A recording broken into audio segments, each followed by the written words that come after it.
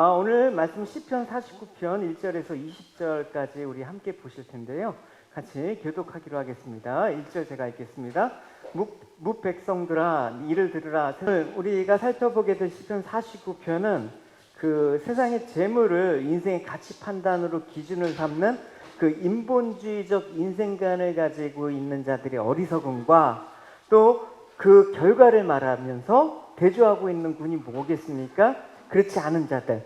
그러니까 하나님을 경외하고 또 하나님 중심으로 살아가는 자의 참 행복을 대조함으로써 이 둘의 차이가 다르다. 그러면서 너희들은 누구를 따르겠느냐?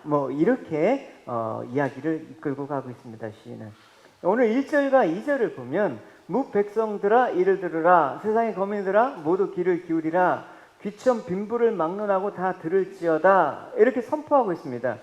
여기서 시인이 사람들 향해서 들으라, 귀를 기울이라, 들을지어다 거듭 촉구하고 있는 까닭은 뭡니까? 그만큼 들을 만한 가치가 있다라는 거예요. 이거 안 들으면 큰일 난다라는 거예요. 반드시 들어야 된다는 의미가 삼중적으로 강조하는 그 뜻이 있는 것입니다. 그러니까 그가 들으라고 하는 그 말은 뭡니까? 그죠? 이를 들으라. 그럼 이라는 말이 어떤 내용을 가리키는지 6절에서 7절, 8절은 쭉 기록되어 있습니다. 우리 6절, 7절, 8절을 같이 읽어보도록 하겠습니다. 시작.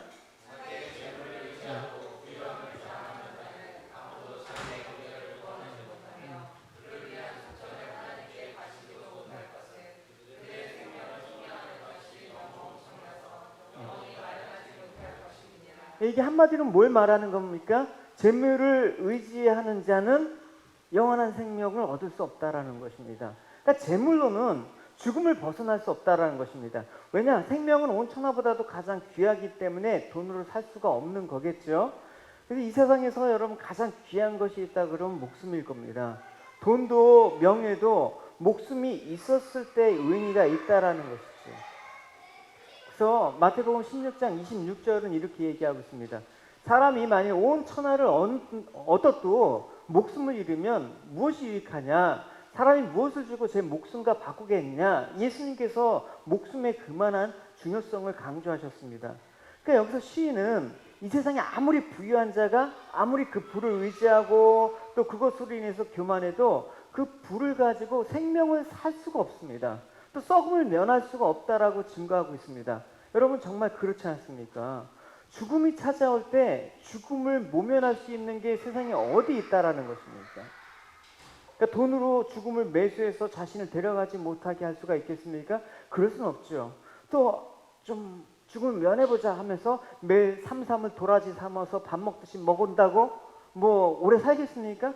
최고의 건강식품을 몇 끼 식사를 한다고 해도 죽음을 피할 수 있는 사람은 아무도 없을 것입니다. 물론 생명을 조금 연장하거나 건강하는 데 도움을 줄 수는 있지만 일단은 죽으면 끝이란 말입니다. 지옥에 떨어지면 황금마차에 가득 금을 다 싣고 와도 자신을 구할 수 없는 게 바로 생명이라는 것입니다. 그러니까 죽음 앞에서는 돈이면 뭐든지 다 된다라는 그 황금만능주의 사상, 물질주의 사상이 무용지물이라는 것을 얘기해주고 있습니다. 돈으로 여러분 할 수 있는 게 죽음 앞에서 돈으로 할 수 있는 게 기껏 뭡니까 여러분? 장례식장 가면 어떤 좋은 무덤을 쓸 건가? 어떤 비싼 간을 쓸 건가? 어떤 좋은 수의를 입을까? 어떤 비싼 장례를 치를 것인가? 돈으로 하는 거는 고작 그겁니다. 그러니까 여러분 우리가 인생 가운데 죽음을 극복하고 영생을 얻을 수 있는 길이 어디 있는가? 끊임없이 많은 종교와 또 많은 사상가들은 이 죽음 이후에 그런 어떤 영생에 대해서 갈구하고 있었습니다. 근데 그 길이 없다라는 것입니다. 오직 하나 예수 그리스도를 믿는 길이라는 걸 우리는 알고 있죠. 그래서 사람이 영원한 생명을 얻기 위해서 그 자기 생명을 대신할 수 있는 속량하는 값, 그러니까 나 대신에 대신 지불하는 어떤 그걸 해야 돼요. 여러분 우리가 보통 산골에서 생각을 해봅시다. 내가 어떤 물건을 사려고 하는데 그 물건을 내가 가지려면 어떻게 해야 돼요? 그 물건이 측정하고 있는 값어치를 지불해야지만 그거를 가는 거예요. 그래서 등가 교환이 돼야 된다란 말입니다. 그럼 한번 생각을 해봅시다. 내가 죽음에서 건지려면 그만한 가치 있는 뭔가를 갖고 내 생명을 사야지 내가 영생을 얻을 수 있어요. 근데 천하보다도 귀한 게 생명인데 이 천하를 다 팔아도 살 수 없는 게 생명이라면 결국 우리를 살 수 있는 건 아무것도 없다라는 거예요. 그러니까 천하보다도 귀한 생명을 값을 지불할 수가 없는데 그 생명의 속전이라고 얘기하죠. 그 생명만큼 값어치 있는 게 대신 맞교환을 해야 돼요. 그럼 우리가 영원한 죽음으로 가기 위해서는 영원한 죽음을 막을 수 있는 그만한 가치 있는 게 교환이 돼야 되는데 그게 뭐라고요? 예수님밖에 없다라는 것입니다. 조건은 뭐예요? 우리랑 동등한 사람이면서 우리와는 달리 죄가 없기 때문에 우리 죄를 대신 맞바꿀 수 있어요. 그러니까 예수님 우리 죄를 가져가는 대신에 우리가 살고 예수님이 죽으면 우리가 구원을 받는 거란 말입니다. 그러니까 모든 죄인은 죽을 운명에 처해 있기 때문에 예수 그리스도밖에는 우리의 생명을 건질 수 있는 그런 가치 있는 게 이 땅에는 없다라는 것입니다. 그러니까 예수님은 하나님의 아들이자 죄가 없으신 무음한 존재이지 않습니까? 그래서 그 예수님은 우리를 구원하시기에 속전, 그러니까 그만한 대가를 지불하실 수 있는 분이다라는 것입니다. 그래서 예수님께서 이 세상에 십자가의 제단에서 사람들을 위한 속전으로 오셔서 생명을 바치고 이제 우리에겐 영생의 길이 열렸단 말입니다. 단 한 가지, 예수님을 믿는 조건에 한해서. 그러니까 돈이 있는 자도 돈이 없는 자도 오직 예수님을 믿음으로만 구원, 영생을 얻을 수 있는 것입니다. 죄인을 위해서 죽은 하나님의 아들 예수 그리스도만이 우리의 영원한 생명을 위한 진정한 속전이 되는 것입니다. 그래서 시인은 10절에 이렇게 얘기하고 있습니다.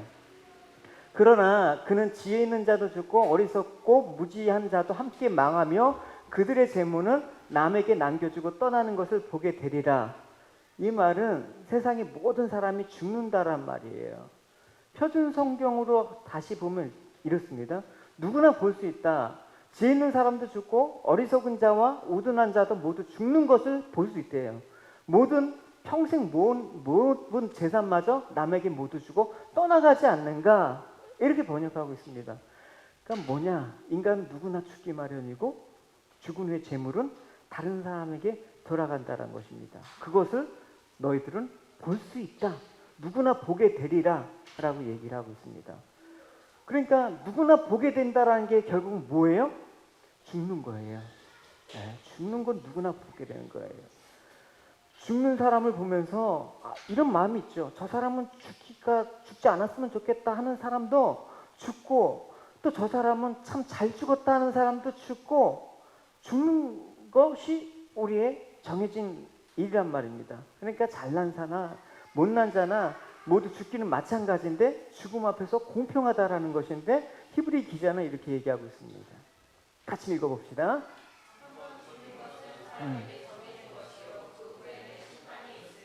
네. 그러니까 여러분, 이 죽음 앞에서 우리는 어떻게 해야 되나? 그게 이제 우리가 지향하고자 하는 세계관이에요. 믿지 않는 사람들은 죽음 앞에서 슬퍼합니다. 두려워합니다. 죽지 않으려고 발버둥 칩니다. 그 이유가 뭡니까? 죽음 앞에서는 소망이 없기 때문에 그렇습니다. 그래서 불신자들은 죽음이 모든 것의 끝이라고 보는 것입니다. 물론 내세가 있다고 믿는 사람도 있습니다. 그 중에는.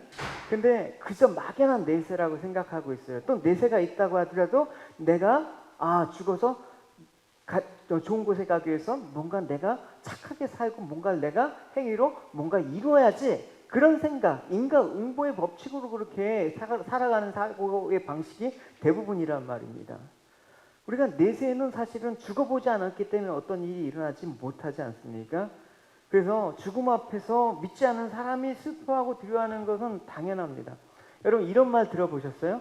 개똥밭에 굴러도 저승보다는 이승이 낫다라는 말이 있습니다. 그게 뭐냐면 죽음을 두려워하는 사람들의 심리를 잘 반영해주고 있습니다. 여러분, 근데 믿는 우리는 어떠냐? 죽음 이후의 세계를 보진 못하지만 확실히 알고 있는 사람들이라는 것입니다. 죽음 후에는 심판이 있고 그 심판을 따라서 의인은 천국으로 가고 악인은 지옥으로 가서 영원히 살게 된다라는 거. 여러분, 이거 믿고 우리가 신앙생활하는 거 아닙니까? 그러니까 예수님을 믿지만 다 위로당을 받고 천국에 들어가게 된다는 사실을 우리는 모르는 사람이 없습니다. 그러니까 죽음 앞에서 두려워해야 될 이유가 없다라는 것이죠. 그래서 여러분, 우리가 죽음에 대한 생각은 보통 영원한 복된 삶을 들어가기 위한 관문으로 알고 죽음 앞에서 우리는 담대할 수 있는 것입니다. 그 담대함이 어떻게 나타나야 되느냐? 세상 사람들한테 뭐로 나타나야 되느냐? 천국이 실제한다는 증거로 우리는 보여줘야 되는 것입니다. 똑같이 죽음 앞에서 두려워하고 똑같이 죽음 앞에서 어찌할 바를 모른다 그러면 우리는 천국의 실제를 증명할 수가 없습니다. 스데반 집사가 죽어갈 때 모습을 이렇게 기록하고 있어요. 공회 중에 앉은 사람이 다 스데반을 주목하여 보니 그 얼굴이 천사의 얼굴과 같다. 죽음 앞에서 두려움이 없었습니다. 왜냐? 죽음 이후에 맞아주실 영원한 하나님 나라 예수님을 보았기 때문에 그렇죠. 그러니까 우리는 죽음 앞에서 천국을 실제할 수 있는 증거가 있어야 되는 것입니다. 때문에 시인은 11절에 이렇게 얘기하고 있습니다. 같이 읽어봅시다. 시작.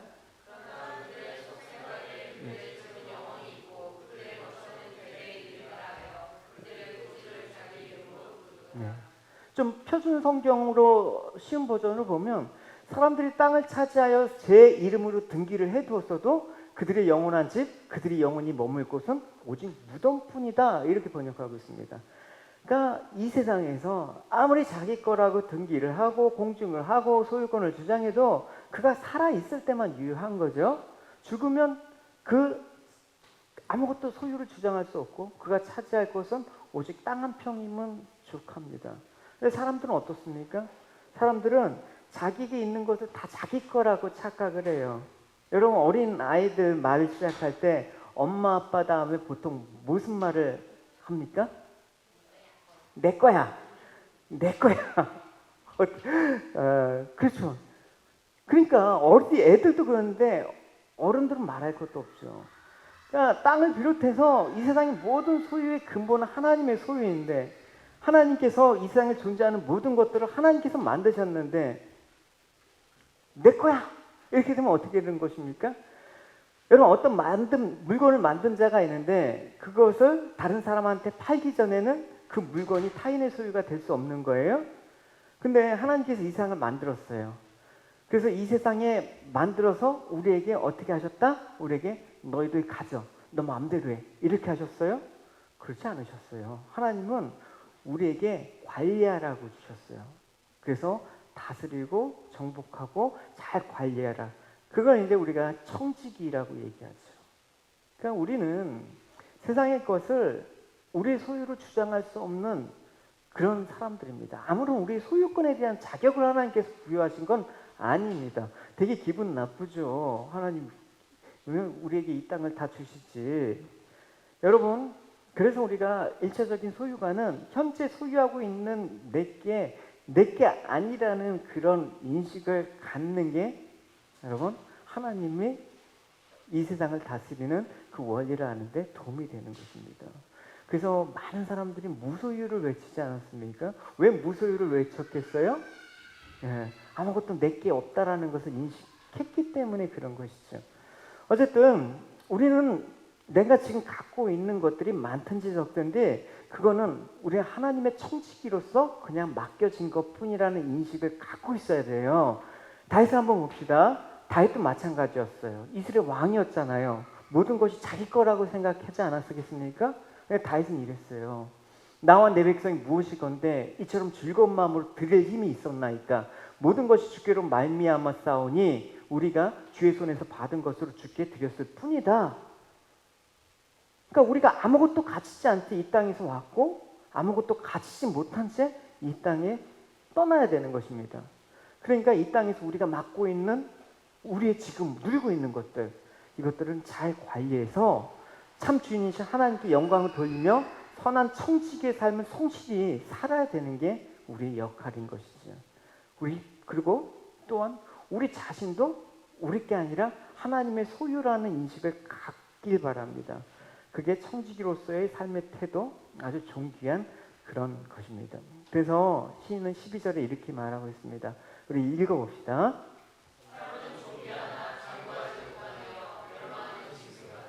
종기 하나 간구하지 못하면 멸망하는 짐승 같대. 20절을 또 읽어보시면 종기 하나 깨닫지 못하는 사람은 멸망하는 짐승 같다라고 얘기하고 있습니다.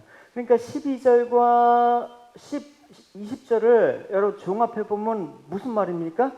사람은 존귀한 존재지만 길지 못하다. 그리고 사람이 인생의 이 진리를 깨닫지 못하면 멸망하는 짐승과 다를 바가 없다라는 것입니다. 그러니까 우리 인간으로서 이 진리를 깨닫지 못하고 나의 소유, 부를 의지하고 그로 인해서 자만한 사람은 짐승과 그도 같다라고 얘기하고 있습니다. 멸망하는. 우리가 보통 사람들을 가리켜 뭐라고 합니까? 만물의 영장이라고 얘기하지 않습니까? 만물의 영장이라는 뜻은 사람과 동물은 다르다라는 사실을 가리키는 것이죠. 아니, 탁월하다 그런 의미가 강한 거죠. 근데 시인은 사람의 존귀함을 부각시키기보다는 반대로 짐승과 다를 바가 없는 존재라고 얘기하고 있습니다. 성경은 전도서에서 이렇게 말하고 있습니다.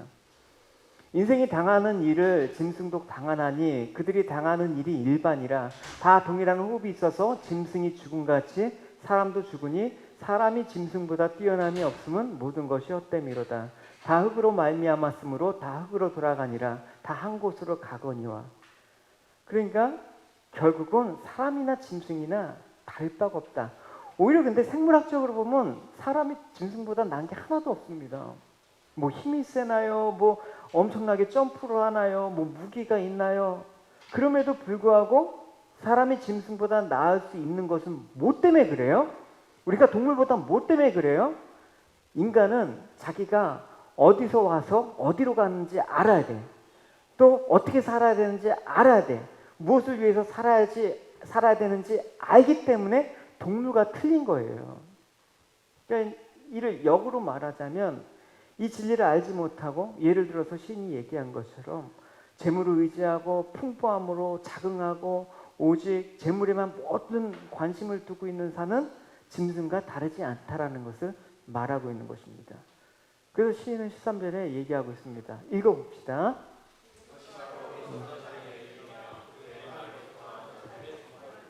이게 어리석은 길이에요. 여러분, 이 어리석은 길인데 근데 이 어리석은 자들이 하는 말을 기뻐하는 자들이 또 있네요. 기뻐하는 자들이 있대요. 이 기뻐하는 자들은 이제 추종하는 것이죠.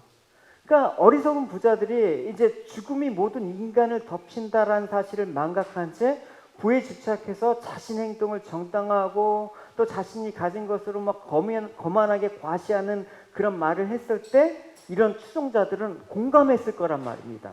많은 사람이 공감을 했단 말입니다. 그래서 세상에서는 이 돈이 최고라고 얘기할 때 교회도 돈이 최고다라고 따라가면 안 되는 거예요. 공감하면 안 되는 것입니다. 많은 사람들이 보기엔 정말 돈이면 안 되는 것처럼 없어 보이는 우리는 세상에 살고 있어요. 그래서 그들이 얘기할 때마다 아, 옳다. 저 사람들이 하는 말이 옳다. 그래서 뭐 성공하는 비결이나 강연한 거 비결은 뭐예요? 다 돈 버는 비결과 관련되어 있는 거예요. 이 땅에 부를 쌓았을 때 그 사람이 하는 말은 다 옳다고 추정을 해요. 어디서 뭐 해갖고 투자에 성공했다 그러면 사람들이 몰려요. 근데 여러분 이 땅의 소유에 대해서 내 걸 주장할 수 없습니다. 우리는 주님 것입니다. 하면 사람이 하나도 안 몰려. 교회처럼. 몰리는 게 좋아요? 안 몰리는 게 좋아요? 안 몰리는 데가 진짜예요, 여러분. 그래서 실상은 구한 사람들 이상으로 이 구한 사람들의 말을 옳다고 쫓아오면서 기뻐하는 자들의 종말도 마찬가지다. 더 불쌍한 사람이다. 왜냐하면 구한 자들은 살아생전 그래도 이 땅에서 자기가 부함을 누리면서 살지만 이 따라가는 사람은 구한 자들이 누리는 혜택도 못 누리고 고생을 하다가 그거 추종하다가 그냥 꿈만 꾸다가 그냥 멸망을 한단 말입니다. 억울하지 않습니까? 그래서 14절에 시인은 이렇게 얘기하고 있습니다. 같이 읽어봅시다.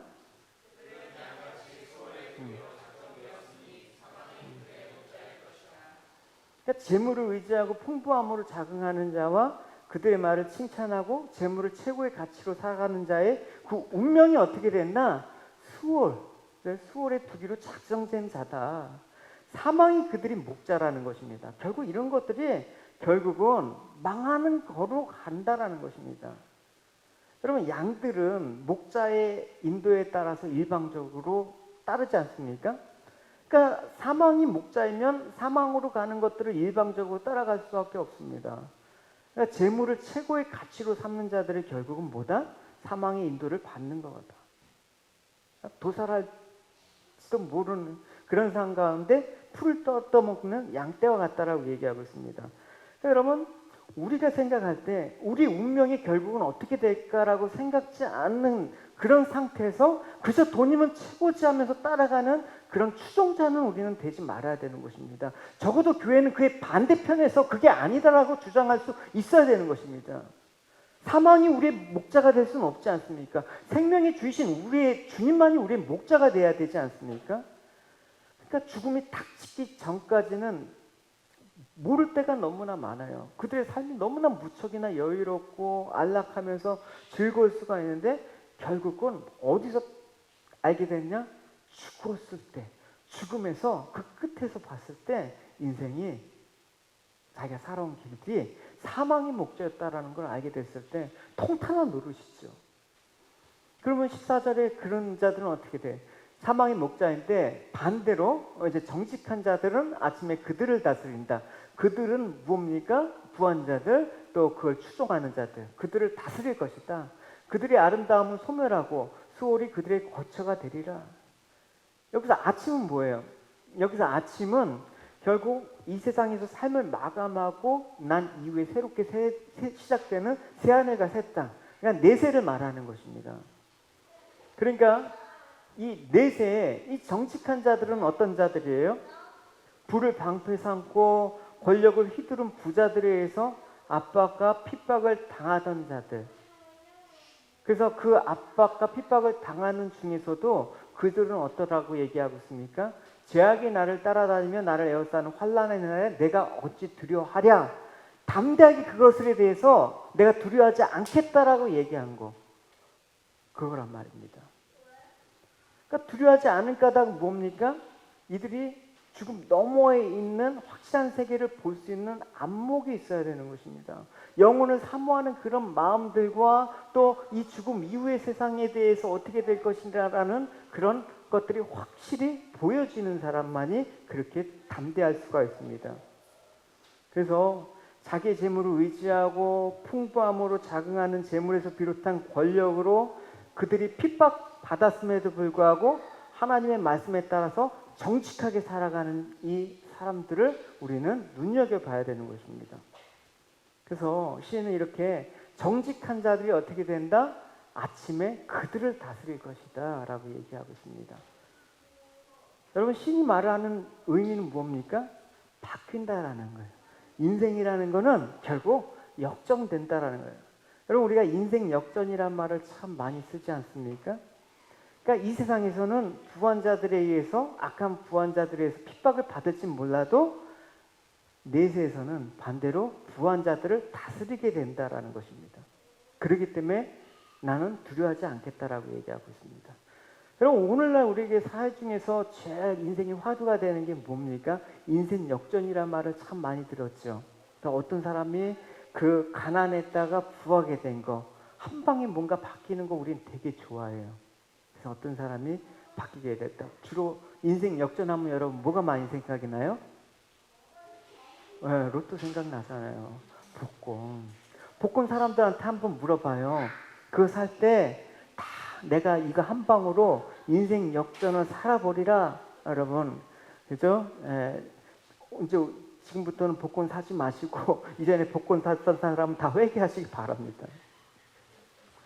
몇십억, 몇백억, 그 복권에 당첨된 대금은 내 인생 한 방에 바뀔 수가 있어.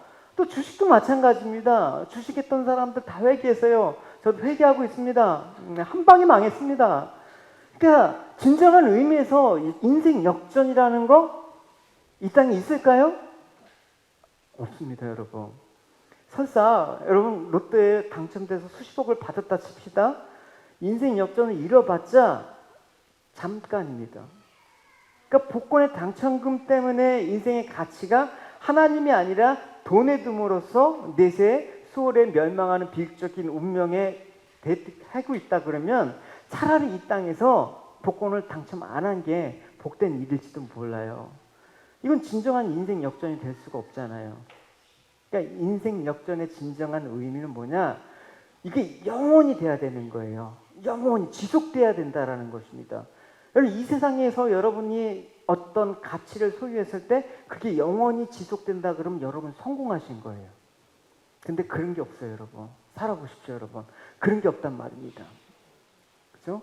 어렸을 때는 막, 뭐 부모님이 진짜 부자여갖고 부유한 시절을 보냈더라도 그게 영원하지 않을 때가 있어요. 그죠? 또 뭐 젊어서는 건강했을지 몰라도 또 그 건강이 영원하지 않을 때가 있어요. 인생이란 거는 그 가치가 지속돼야지만 참다운 의미가 있는 건데 이 땅에서는 없단 말입니다. 다 바뀌는 거예요. 다 바뀌어 요동치는 거예요. 근데 오직 가치 있는 거, 변하지 않는 가치는 뭡니까? 하나님의 말씀에 따라 정직하게 살아갈 때만 그것이 가능하다라고 얘기하고 있습니다. 그래서 여러분, 우리의 인생을 현재적 관점에서만 평가하면 항상 이런 점을 놓칠 수가 있습니다. 인생이 현재뿐이라면, 인생을 현재적 관점에서 바라보고 평가하는 것이 전부라면 여러분, 우리는 이 땅에서 악착같이 모아야 돼. 그냥 남을 괴롭혀서 남을 피눈물 나게 했으라도 이 땅에서 모아갖고 힘을 갖고 내 세계를 구축해야 돼. 근데 이 땅에서 이 세계가 잠깐이잖아요. 한 경점에 불과해요. 죽음 이후의 내세는 영원으로 이어지거든요. 그러니까 영원하기 때문에 우리는 어디에 세계관을 중심을 둬야 됩니까? 이쪽 잠깐에 두는 사람이 지혜로운 자입니까? 아니면 영원한 세계에 두는 사람이 지혜로운 것입니까? 영원한 세계에 두고 살아가는 사람이 지혜로운 것입니다. 성경은 그걸 지혜로 말하는 거예요. 이쪽 잠깐인 세계가 전부인 것처럼 부한 악한 부자의 모습을 보고 성경은 그걸 어리석은 부자라고 얘기하고 있지 않습니까? 예수님께서 너 그거 오늘 밤에 가고 너 영혼을 하나님께서 데려가면 그거 누구 거 되겠니? 이렇게 묻지 않습니까? 그러니까 여러분, 영혼과 잠깐의 그런 세계에서 우리의 관점은 어디냐? 영원한 나라에 있을 때 바르게 보이는 거예요. 아, 누가 주인이 될 것인가? 누가 다스리는 위치에 살 것인가? 우리가 판단하게 된다라는 것입니다. 그렇기 때문에 16절에서 시인은 이렇게 얘기하고 있습니다. 16절을 같이 읽어보겠습니다. 16절 읽어보겠습니다.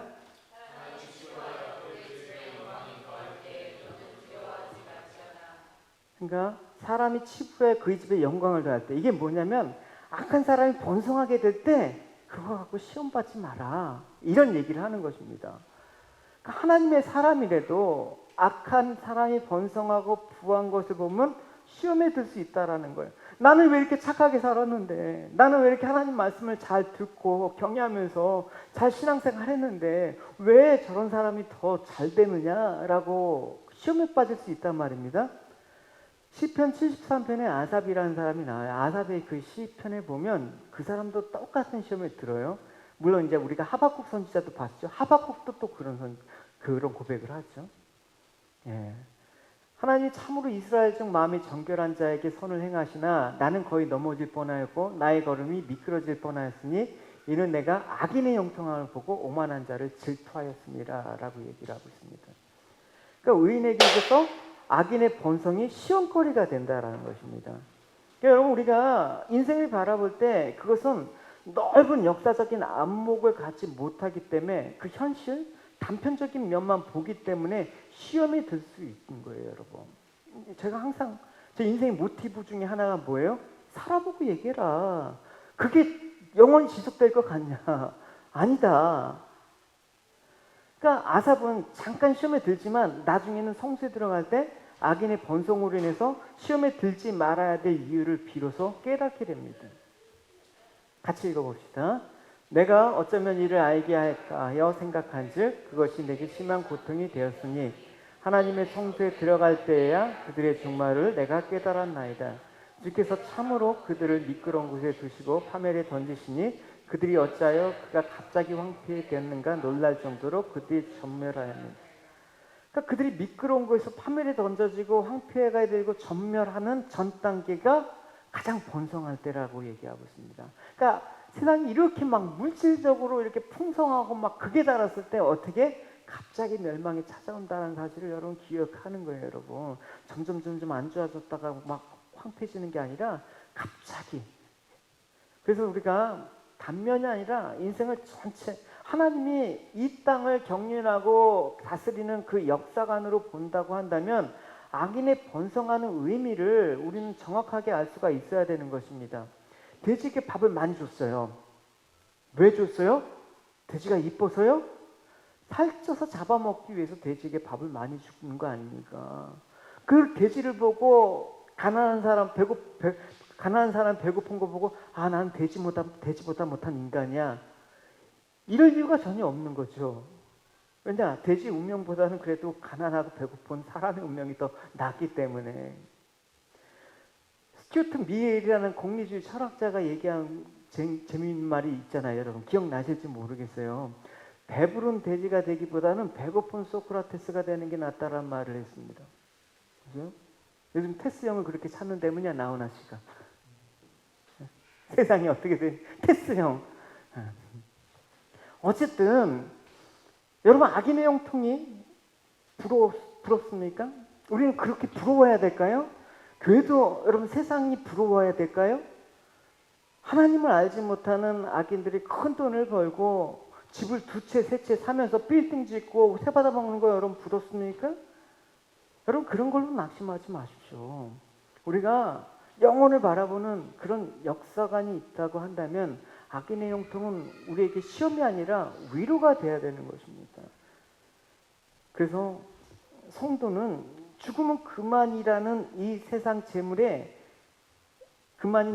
재물에 집착하지 않는 지혜로움을 지녀야 되는 것입니다. 그게 17절에서 19절 말씀이에요. 같이 읽어보겠습니다.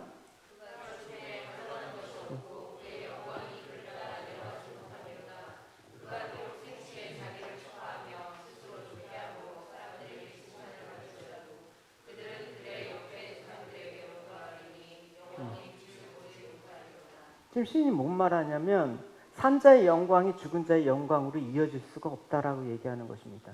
그러니까 사람이 죽으면 갖고 갈 수 있는 것도 없고 살아있을 때 영광도 따라가지 못한다라는 것입니다. 죽어서는 살았을 때처럼 빛을 못 본다라는 거예요. 그러니까 죽으면 그 땅의 영광은 그곳으로 끝나는 거예요. 더 이상 산 사람의 영광은 지속되지 않습니다. 왜냐? 죽음 위에는 세계가 다르기 때문에. 특히 살아있을 때의 물질은 아무런 소용이 없는 것입니다. 그러니까 이 땅의 세계는 물질 세계인 반면 저 세상은 영적인 세상이기 때문에 본질적으로 다르기 때문에 그렇습니다. 전도서에서는 이렇게 말하고 있습니다. 읽어보실게요.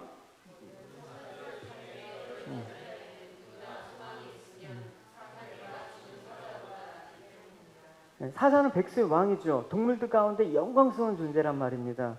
근데 사자라 할지라도 죽으면 그게 끝나는 거래요. 그 사자가 가진 모든 영광이 다 사라지고 살아있는 개만도 못한 게 죽은 사자라고 얘기를 하고 있습니다. 마찬가지예요, 여러분. 이 땅에서 아무리 억만장자라고 할지라도 살아있는 가난한 자보다 죽은 억만장자보다 살아있는 가난한 자가 더 낫다라는 거예요.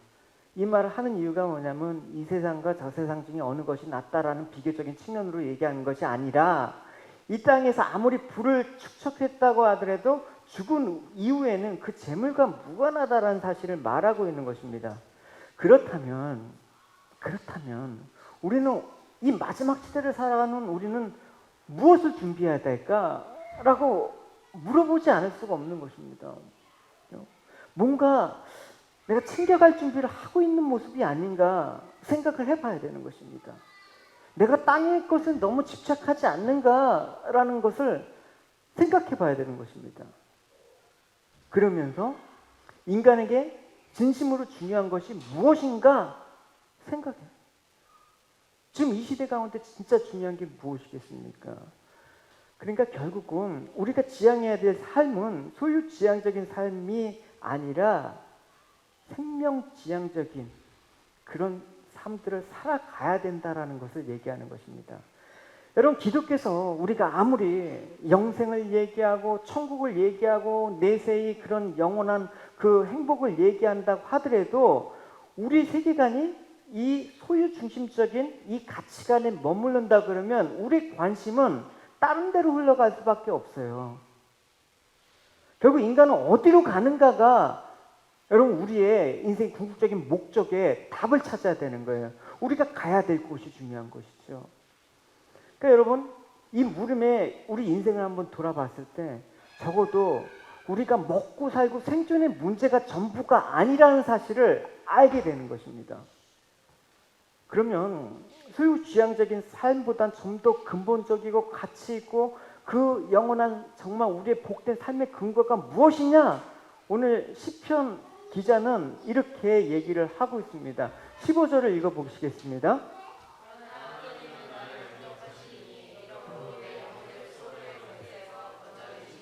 네, 이겁니다. 하나님이 나를 영접하신다. 나를 수월에서 건져주신다. 결국 이것 때문에 나는 영원한 하나님의 나라에 가게 된다라는 이 목적 지향점이 있어야 되는 것입니다. 이게 삶의 근거가 되지 않으면 결국은 다 이 땅의 소유 중심으로 가게 되는 거예요. 내 영혼이 수월의 권세에서 구속하여 주신 뭐가 귀중한 거예요? 아까 얘기했잖아요. 돈으로는 우리를 구원 못 시킨다고. 그러니까 나를 수월로 건져주신 하나님의 은혜와 사랑을 알게 되는 거예요. 그래서 하나님이 우리를 사랑하셨기 때문에 독생자를 생명의 속전으로 내어주시고 우리를 수월의 권세로부터 건져주신 무한한 하나님의 은혜와 사랑을 깨닫게 되고 존귀함을 깨닫게 될 때 나 인생은 얼마나 귀한 것인가 라는 사실을 깨닫게 되는 것이죠. 이게 정말 우리의 복된 삶의 근거가 되어야 되는 것입니다. 나를 귀하게 만드는 것은 이 세상 것으로는 존재할 수가 없어요, 여러분.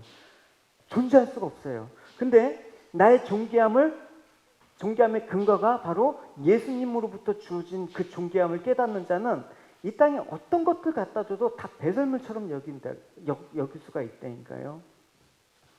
그래서 결국은 이 지혜가 우리가 살아가는 힘이 되고 또 이 생명의 구속이야말로 정말 내가 귀한 것이다라는 것을 알게 되는 것입니다. 그럴 때만이 이 세상에 내가 비록 풍부하지 못해도 어려워도 고난 가운데 있어도 기쁨과 감사를 잃지 않고 살아가는 거예요. 무엇으로 기쁨과 감사를 잃지 않을 수가 있어요, 여러분?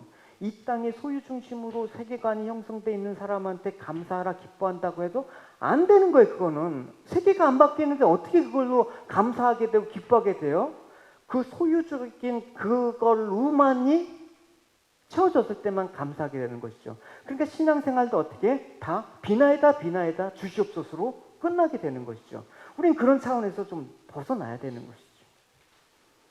여러분, 우리가 살아가기 위해서는 세상 것이 없으면 안 된다는 생각이 있지만 뭘 얘기하는 거예요? 세상의 모든 것들을 다 무한다고 해도 내 생명 하나 구원하지 못한다는 사실을 알고 살으란 말이에요. 누가 뭐 돈 있어야지 살죠. 뭐 다 건강해야죠. 그러나 그게 내 생명의 속전이 될 수가 없다라는 거.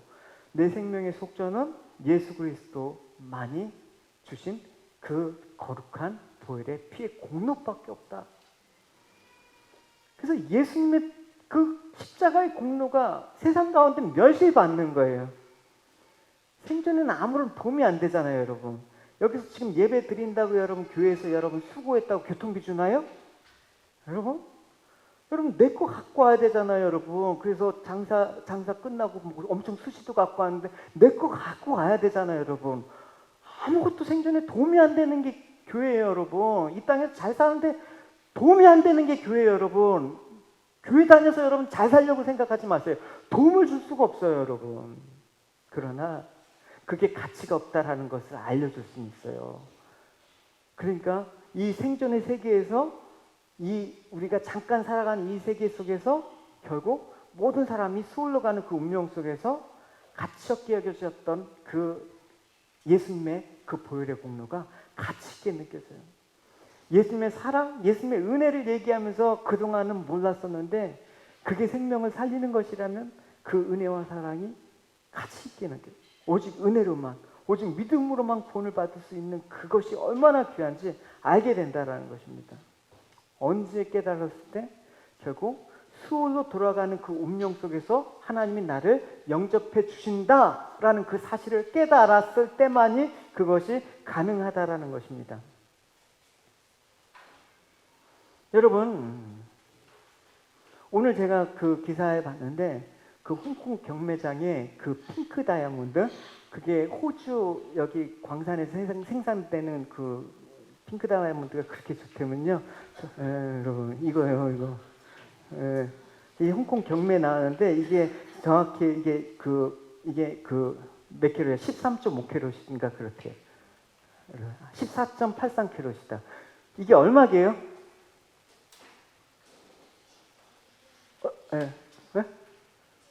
찍어보세요. 20억. 예. 또 경매합시다. 경매 이제 얼마? 50억. 이게 추정 그 경매가가 435억. 지금 제일 세계에서 제일 비싸요. 달러. 435억. 예, 달러. 여러분, 되게 탐나죠? 근데 이게 왜 이렇게 가치를 두고 하겠어요? 이 세상에서는 이걸 가치 있다라고 여기는데, 그럼 이걸 제가 여러분들이 이 가정을 할게요. 무인도에서 한 달을 살아야 돼요. 아무것도 없어 거기는. 그래서 한 달을 먹을 물 30일치하고 이거 갖고 가라면 어느 거 갖고 가겠어요? 왜요? 한 달 버텨보죠. 춥잖아요. 그러니까 가치라는 게 그거예요, 여러분. 이 땅에서의 가치는 이게 좋을지 몰라도 우리가 막상 생존의 그 끝에서 죽음을 앞두고 생각했을 때 이거는 아무것도 아니에요. 이거 갖고 가는 사람 없겠죠. 그죠? 생수 한 박스를 갖고 가는 게 낫죠. 그런 거예요, 여러분. 그러니까 우리 인간의 운명이 그렇다란 말입니다. 결국은 죽음, 스스로 돌아가는 그 운명 앞에서 너희들이 갖고 가야 될 게 뭐냐? 예수께서 주신 그 생명을 우리에게 주셨는데 그거 갖고 가야죠. 이거 갖고 가봤자 아무런 소용이 없는 거죠. 천국은 이런 걸로 공기놀이 한다면요. 그러니까 생명의 속전 대신 그리스도만을 소유한 사람만이 여러분 전부를 가진 것입니다. 그러니까 여러분, 이 수월에 갈 수밖에 없는 나 같은 사람을 하나님께서 나를 영접해 주셨다. 나 같은 사람을 택하고 부르셨다. 그 사망의 권세에서 나를 구속해 주셔서 나를 살리셨다. 이 사실이 여러분 어떻게 받아들여집니까? 이 사실을 아는 사람은 이 세상에서 우리가 어떻게 살아야 될지 잊지 않을 수가 있습니다. 인생이 어디로 돌아가는가 잊고 산다면 결국은 천국에서 이거 쓸모가 있겠다고 요거 챙겨가는 사람이에요.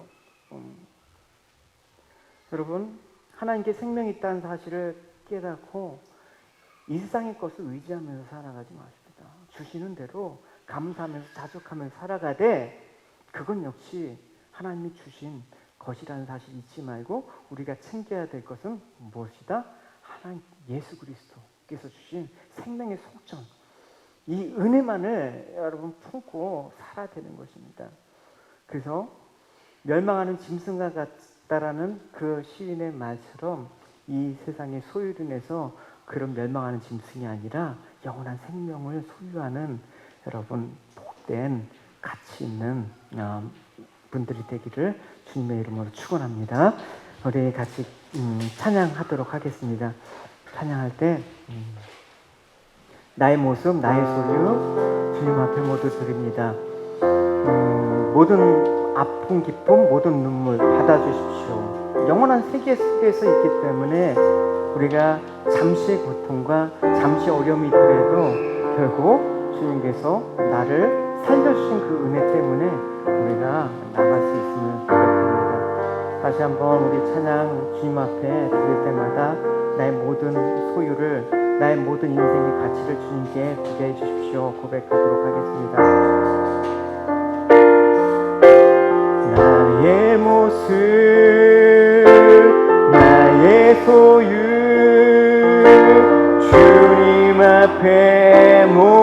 그들